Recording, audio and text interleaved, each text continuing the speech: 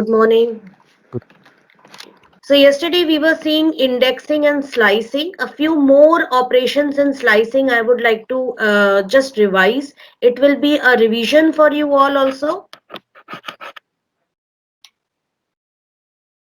Okay. So suppose I create a tuple numbers and I use list comprehension inside.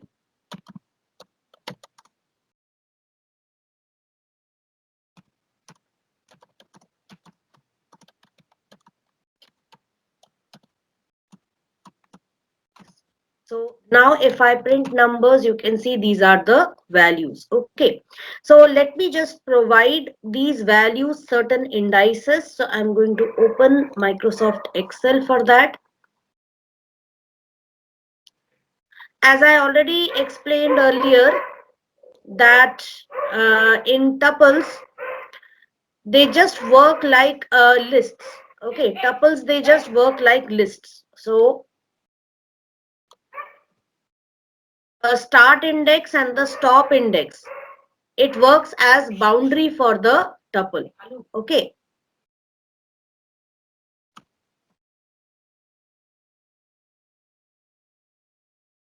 These are the positive indices and these are the negative indices because it is much simpler for me to represent everything in Excel. So that's why I have taken it this way.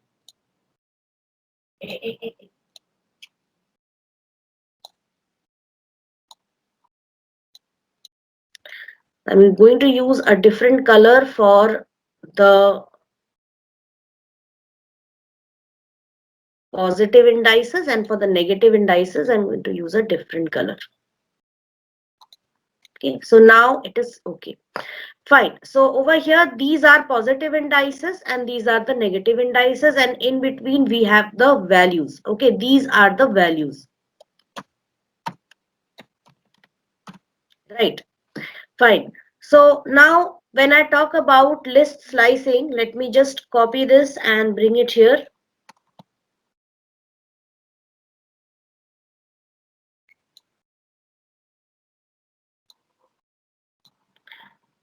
Fine. So now suppose I had told you that whenever we are doing list slicing, sorry, tuple slicing or list slicing, we usually use square brackets and we provide a start index, a stop index separated by a colon, and a skip value. Okay, so if I write numbers and if I write start index, suppose I want to print the entire tuple in the reverse order. This we had already discussed last time, and we will be, and suppose I want to start it from, I want to display everything starting from -1 and I want to end at -12. That is, I want to start from here and I want to end at -12. So I will write -1 first. Then I will write -13 because I want to include all values till -12. That is from 20 to 9. And this, uh, that is the reason why I have to take one index more towards the left hand side of it, because I don't want to include this value. And a skip value will be taken as a negative number. So this will print all the values starting from -1 to -12 in the reverse order. How to do that? Let's check it over here. I'm writing numbers. I'm starting from -1 and I'm going to end at -13 and -1 as the skip value. So you can see it prints all the values in the reverse order also. And the same thing if I write numbers -1, -13 and -2. So it will skip one value in between. That is because if the skip value is 2, it has started from here, that is 20. Okay, that is -1. Add 2 to add -2 to -1 because it is I already gave the skip value which is -2. So -1, -2 will give you -3. That means this is going to be the next value. Then -5, then -7. And then we have -13. If I add -2 to this, it will be -13. Hence, the last value to be printed is 10. The values printed are these. Okay, so this is how we do tuple slicing, which is the same as list slicing only, because here we are not changing anything within the tuple. We are only accessing elements from the tuple. We are only extracting elements from the tuple and displaying them. Because list slicing, it creates another tuple. If you want, you can even allocate it like this. Like I write tup1 equals numbers -1, -13, -2. So if I write it like this, tup1 is going to be a separate tuple and numbers is a separate tuple without any change, right? So you can even store these sequences in other tuples and in other objects, and you can use them according to your requirement. Okay, so this is it. And one more is there, that is, if I don't provide the start value or the stop value, so it will be taking the, if I skip the start value and I just provide the stop value. For example, let me provide the stop value as -9. You can see over here I am writing here numbers. Start value I have skipped and I have written -9 here. This is -9, so it will start from -20 and it will end at -9, right? Because start value is skipped, hence it by default it will start from the extreme leftmost boundary. And if I write numbers and I'm starting it from somewhere, say 4, and I'm skipping the last index, that is the stop index, so it will start from 4 and it will end at 19, that is the last index, right? And if I write numbers, I skip both of them, so it will start from the first one and it will end at the last one, right? So these are all the list slicing operations which you should practice. Okay, all the list slicing operations in any way you like, you can practice it.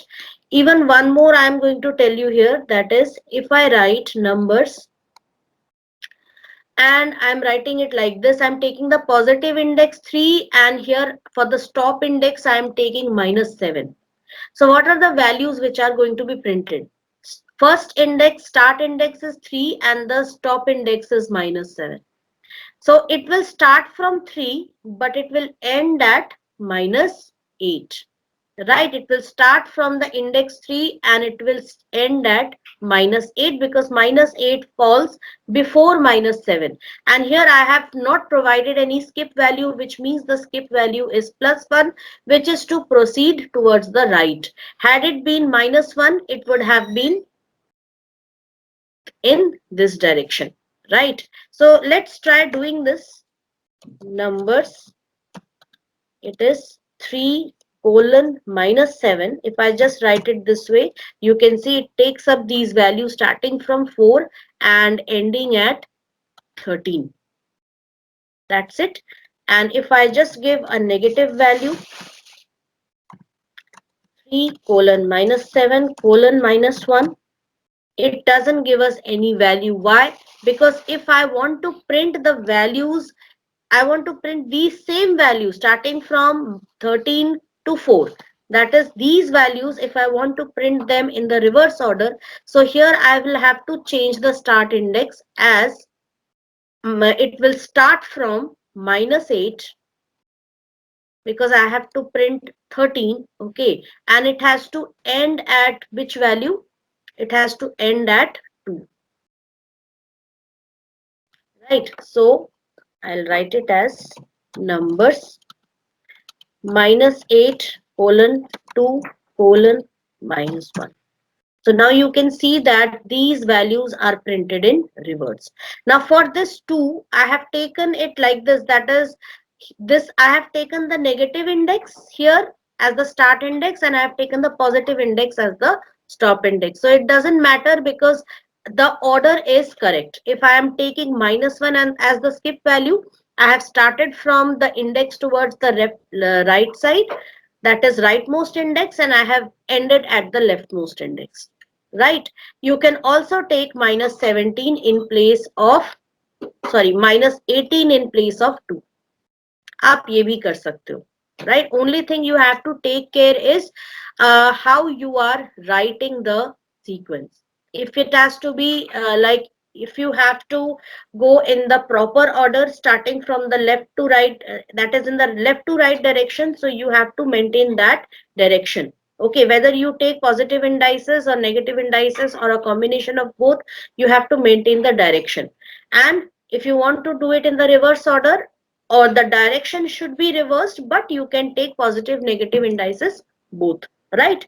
So this list slicing will need a lot of hit and trial and operations, so please try to make as many, work with as many slices as possible. Whatever comes to your mind, just try it out. We have already tried out a lot here, but many a times some of the combinations might be skipped. So just open your Python interpreter, whatever comes to your mind, create a list or a tuple because it works the same, and do it. And even it works the same on your strings because these three are sequences and slicing operations are the same on the sequences. Okay, can anybody tell me what is the use of membership operators? We had done this with strings also, we had done this with list also. There are two membership operators, in and not in. So what is their utility? Why do we need membership operators in Python? Yes, Varun Singh sent me one answer. Used to validate the membership of a value. Okay. And I got one more answer here. It prints true if given value is present in series. Yes, correct answer, Dhruv. Very good. Then Aryan Kumar says for finding that any particular element is present in a collection or not. Very good. Very refined definition. And Harsh Sahu says the in operator is used to check if a value exists in a sequence or not. I'm not giving you a like here because I feel you have copied this answer. Okay, and I can make it out. Anyways, so the answers are correct. Very good. Varun Singh also gave me the correct answer. Fine.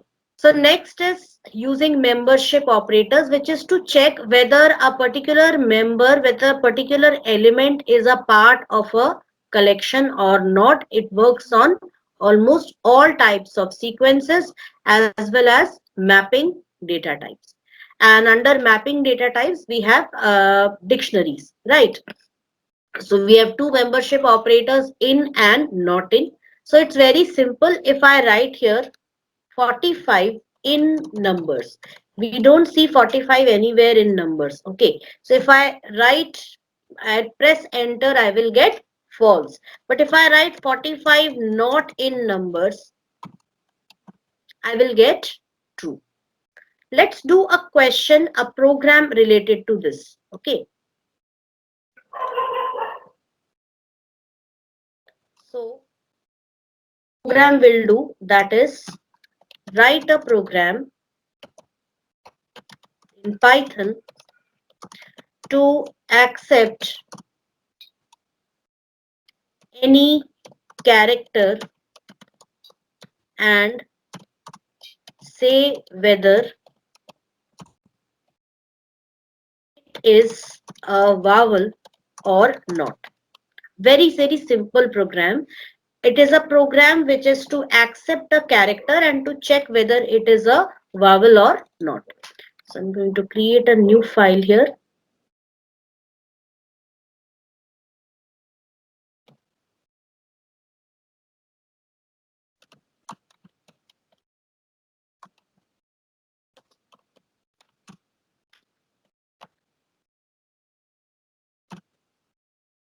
Whenever you write your program for your assignment, students, please write it like this. That is, I'll tell you how to write it. You have to write the program question. Okay. So you will write it like this. Question. Next is size on disk. Size on disk you can write once you have completed writing your program. Name of program. I have named my program as like this, and Python version, Python interpreter used, Python 3.8.5 idle. So I have used, sorry, Python 3.8.5 and IDE used Python idle, right? So this is how you have to write that. This is the documentation. Okay, this is known as the documentation. And for this documentation, we are using block comment. Right? Please be very specific. I'm just sending this to you. Whenever you write a program, in the beginning, you have to write this block, right?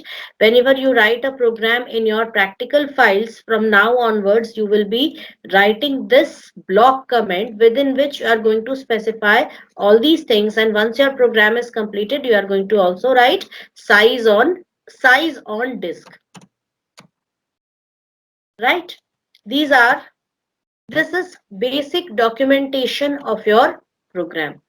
If you don't provide documentation to your program, you will lose marks because CBSE stresses mainly on the documentation of a program. Fine. So our program is to accept any character and say whether it is a vowel or not. So what we will do, we will create a tuple of vowels. So how do we do that? I'm writing tuple and a.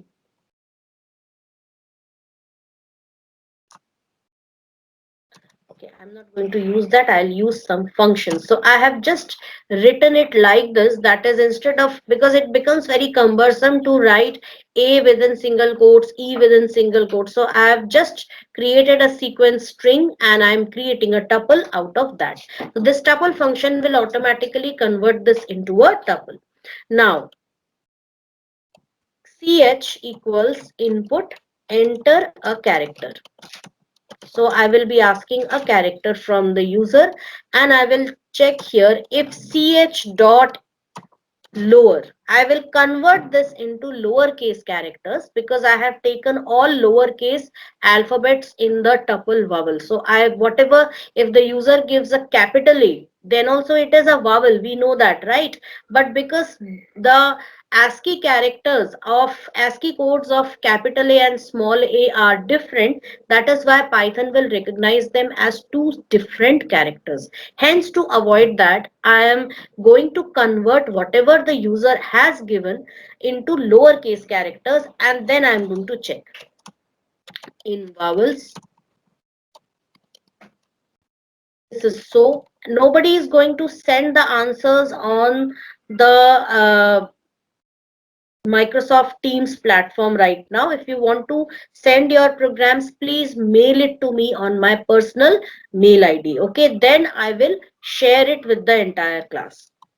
Right. So what will I be printing here? It is a vowel.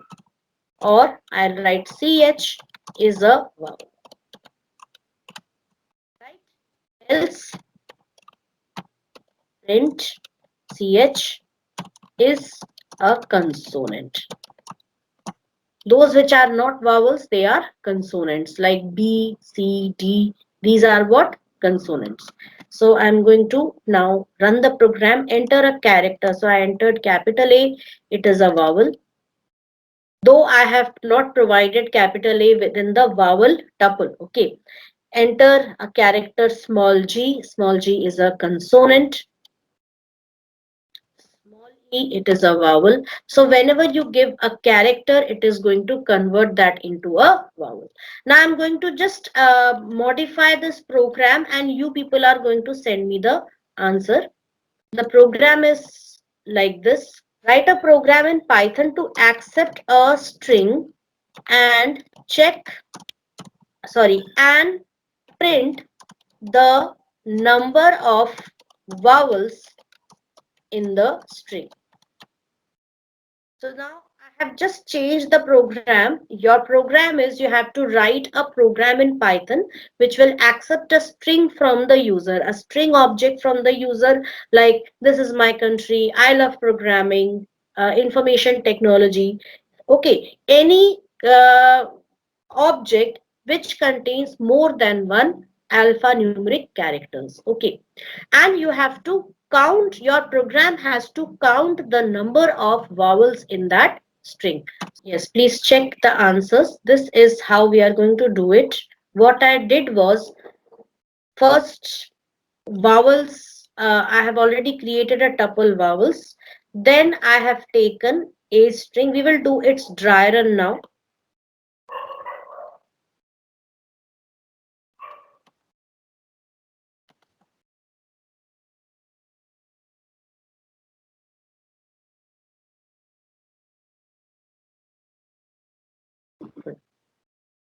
So let's do the dry run. So we start from the first one, vowels equals tuple. So this will create a tuple named vowels and it will be like this.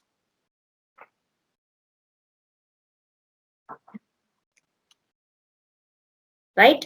Next is a string. So input a string. So a string is going to be any string. For example, I write here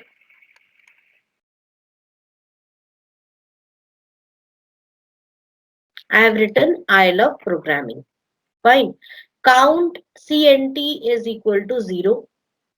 For ch in a string, so I have used for item in collection variant of for loop, which is going to access one character out of this. And as you can see, I don't have any use for index right now. So my work can be done with this variant of for loop. So this is going to access every character of the string and check whether it is a vowel or not. So the first one is I. So if ch dot lower, so it will first convert, first ch is what? Capital I, right? But this part is going to convert it into lowercase. It will not change the value of ch. Please mark that I have used it this way. Ch dot lower, that is, it is going to create a new string consisting of only one character, that is I. It is not going to make changes in the original character ch. Okay, so ch dot lower I, is it in vowels? Yes, it is there. So that means increment the value of count by 1. So count becomes 1. And it's not over yet. It will again go back to for loop. Take the next character, which is a space. So space, obviously it is not a character. So this lower function is not applicable on that. So count will not be incremented.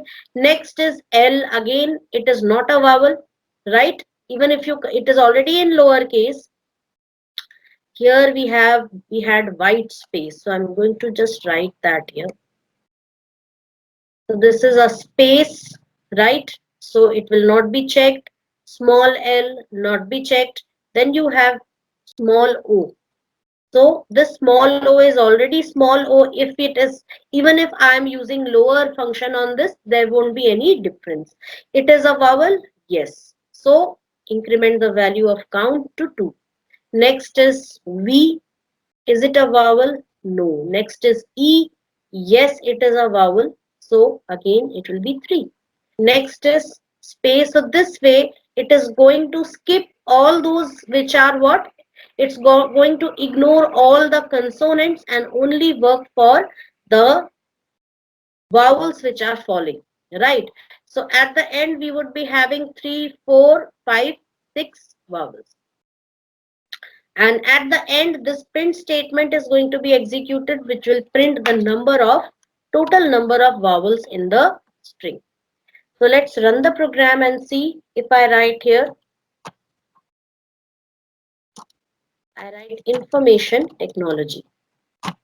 So number of vowels is 8, as you can see, 1, 2, 3, 4, 5, 6, 7, 8. So 8 vowels are there in the string. One question from this, if I tell you to modify the above program to check, to also return the number of consonants in the string. So we have this program. Now all we need to do is also to count the number of consonants. So what we are going to do, we'll take one more value. So let me just change the name of the CNT and just write here vowel count. And I'm also going to write here, right, cons count. Now this is what? Assignment of a single value to multiple variables, right? So I'm just going to change this, or we can take a simple one, V count and C count. That is right. Okay. So V count plus equal to 1 if it is a vowel, else C count plus equal to 1. Right? And so number of vowels is this. What is it? V count. And number of consonants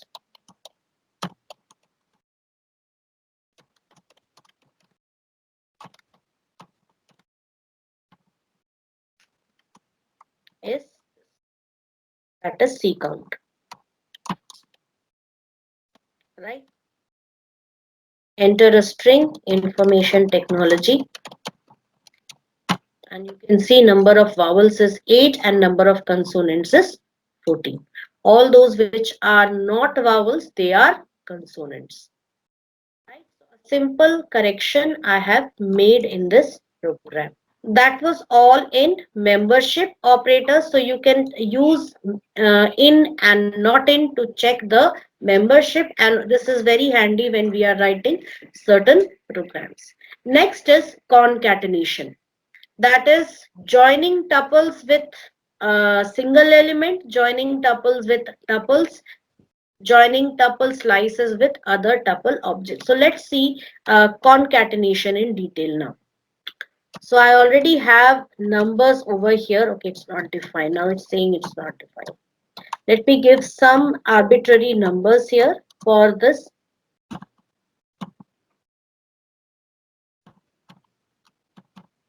So I've just taken some arbitrary numbers over here, right? And what I'm going to do is I'm going to join this with something. So I write numbers plus, and I'm writing here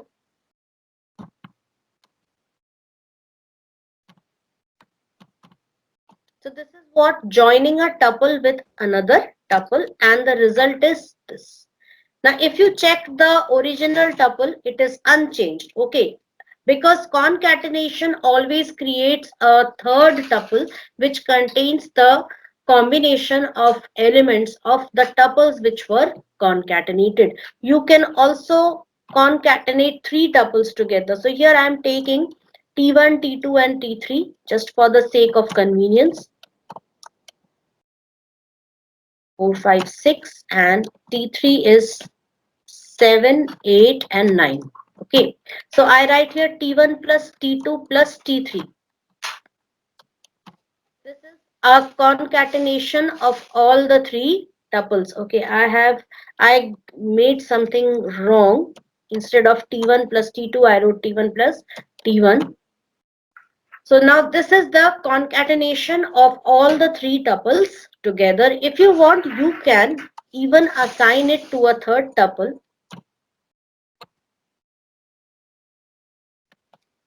And here you can see T1 is this, T2 is this, T3 is this, and tup is this, which is a combination of all the previous three tuples. Now there is a catch here. If I write T1 plus, you want to only concatenate a tuple containing one single element. So if you write it like this, Tell me, is it going to give me the correct answer? Is it going to give me 1, 2, 3, 5? Or is it going to give me an error? If I Ma'am, press it will give enter, error. error. Why? Because 5 is only 5 is considered as an integer value 5. And you cannot concatenate tuple with integer, tuple with float, tuple with strings. Okay, tuple will only be, and neither you can concatenate with complex numbers, nor you can concatenate with list unless you can convert the list into a tuple. You can only concatenate a tuple with a tuple. Understood? So here for joining that, you can do it this way, 5 comma.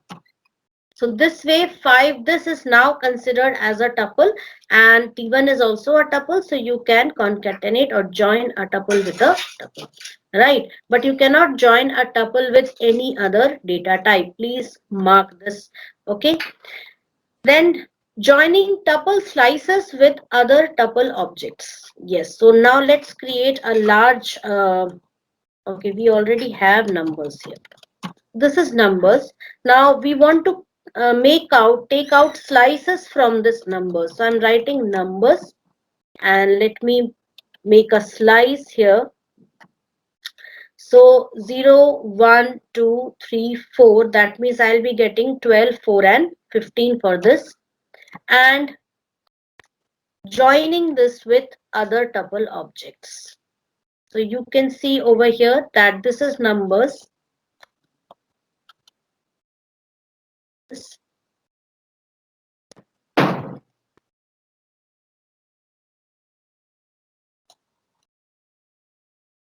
So we already had a tuple T1 which was 1, 2 and 3, right? And we have numbers which is this. So 0, 1, 2, 3, 4, 5. So our slice is what? This 1 to 4. That is 1, 2 and 3 will be taken. So our slice is what? This slice is giving us which value? 12, 14 and 15, and T1 is already 1, 2, 3. So we can combine tuple slices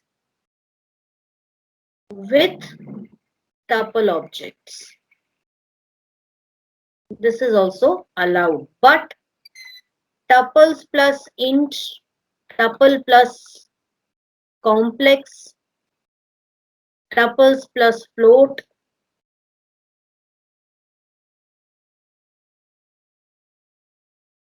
and even tuples plus list or any other object is not allowed. Right? So you can only join tuples with tuples. So with this, we conclude today's class, students. So thank you, everybody.